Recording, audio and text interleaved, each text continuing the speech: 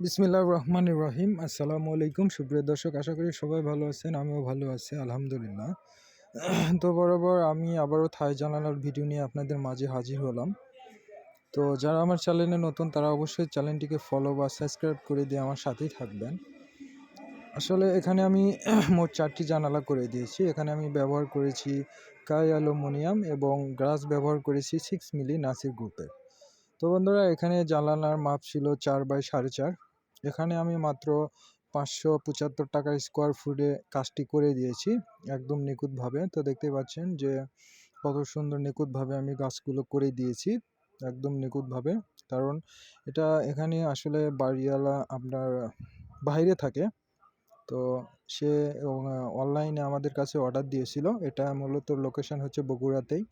তো ভাইজানের জানালাটা আমি 4টি জানালাই একদম কমপ্লিট করে দিয়েছি। তো আজকের মতন এই পর্যন্তই। আল্লাহ হাফেজ।